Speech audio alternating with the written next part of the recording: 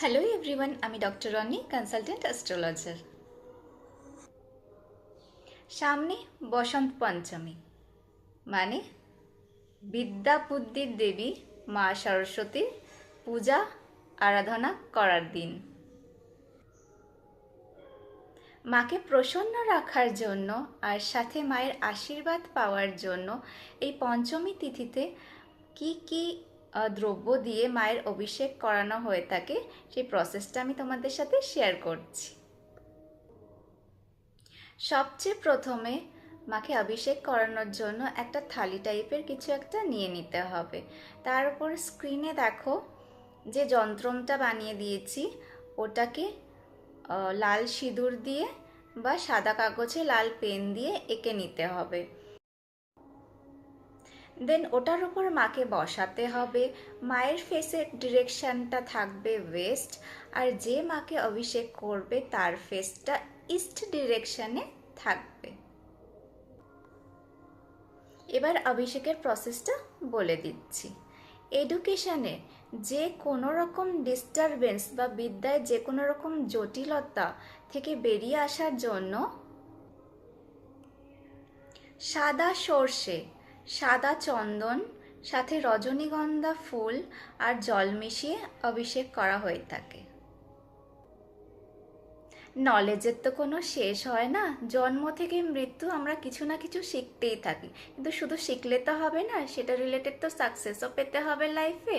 তাই every year সাকসেসের জন্য Marigold, গাঁদা ফুল যেটা হয়, সাথে 5টি নীল অপরাজিতা ফুল আর জল দিয়ে মাকে অভিষেক করানো হয়ে থাকে।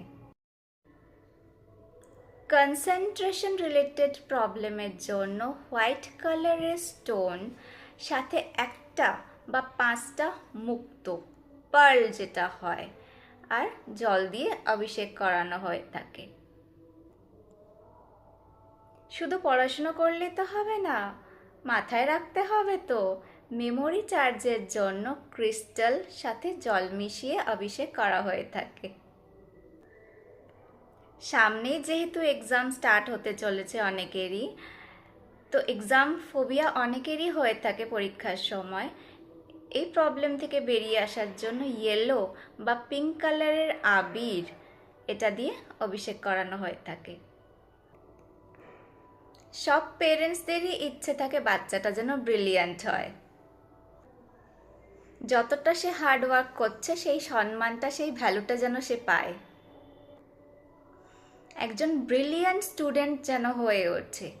এর জন্য আদার টুকরো সাথে জল মিশিয়ে মা সরস্বতীর অভিষেক করানো হয়ে থাকে। বাচ্চারা পড়ার সময় বলে থাকে সাবজেক্টটা কি হার্ড, সাবজেক্টটা কি ইজি। তো সাবজেক্ট যেরকমই হোক না কেন, পড়তে তো হবে, আর সেটা একদম সহজ সরলভাবে। Two is the subject, coconut water সাথে জল দিয়ে অভিষেক করানো হয়ে থাকে।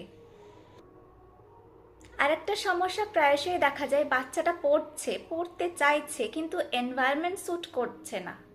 এই বেটার এনভায়রনমেন্ট পাওয়ার জন্য বা পেতে হেল্প করে সেটা হচ্ছে মা সরস্বতীকে কাটিং মিশ্রি আর সাথে জল দিয়ে অভিষেক করলে। বাচ্চা পড়াশুনো করছে, ভালো টিচারের কাছে পড়ছে, বাই চান্স বাচ্চাটা যদি একদিন অ্যাবসেন্ট করে ফেলে, স্যার বা ম্যাডামরা কি বলে, তোমার ক্লাসমেটের থেকে নোটসটা নিয়ে নাও। এবার তোমার সেই ফ্রেন্ডসটা যদি ভালো না হয়, সে কি তোমায় নোটসটা দেবে? তো এই এডুকেশনাল লাইফে ভালো ফ্রেন্ড বা ফ্রেন্ডের ফেভার পাওয়ার জন্য যেটা করা যায় সেটা হলো একটু আতপ চাল আর কাঁচা হলুদ দিয়ে মাকে অভিষেক করানো হয়ে থাকে। এবার যে রেমেডিটা বলবো সেটা খুব ইম্পর্ট্যান্ট, এডুকেশনাল এনিমি। এডুকেশন ফিল্ডে এনিমি থেকে বেরিয়ে আসার জন্য। এবার কি ধরনের এনিমি? আমি যখন স্টুডেন্ট ছিলাম, এক্সাম চলছিল আমার সাথে একটা ঘটনা ঘটে। আমি এক্সাম পেপারে আনসারটা লিখি, সেটা সাবমিট করার আগে একটু বাইরে গিয়েছিলাম ভাইবার জন্য। তো এসে দেখি আমার উত্তরগুলো কেটে দিয়েছে। তখন আর সময় ছিল না সেটা লিখবার, আর তখন আমার এত রেমেডিও জানা ছিল না। তো সেই ধরনের এনিমি যাতে কোনো রকম হার্ম না করতে পারে, তার জন্য একটা রেমেডি হচ্ছে, যা ফুল তুমি মাকে দেবে সেটা সম্পূর্ণ হতে হবে নিখুঁত। যে কোনো 5টা ফুল দিয়ে মাকে অভিষেক করানো যায়। আমি যখন স্কুল লাইফে ছিলাম তখন তো এত কিছু জেনে পারিনি, তাই আমারও খানিকটা লস হয়ে গেছিল। কম্পিটিটিভ এক্সামের জন্য 5টা 4মুখী রুদ্রাক্ষ দিয়ে অভিষেক করানো হয়।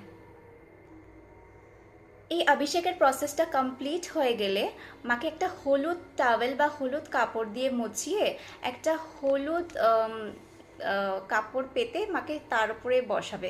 অন্য কালারে কিন্তু ইউজ করো না। এবার একটা জিনিস আমি বলে দিই, এডুকেশন ফিল্ডে যাই থাকুক না কেন, তুমি ভালো স্টুডেন্ট হও, খারাপ স্টুডেন্ট হও, পড়তে মন করুক, পড়তে মন না করুক, যাই হোক না কেন, যে কোনো রকম প্রবলেমের জন্য যেটা আমি পার্সোনালি অ্যাডভাইস করে থাকি আমার ক্লায়েন্টদেরকে, সেটা হচ্ছে নীল সরস্বতীর পুজো।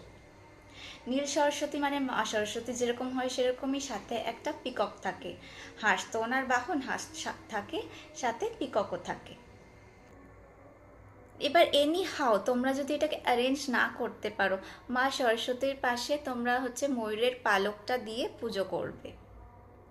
এটাতে রাহুর যে কোনো রকম ডিস্টারবেন্স থাকুক না কেন সেটা শান্ত হয়ে যায়।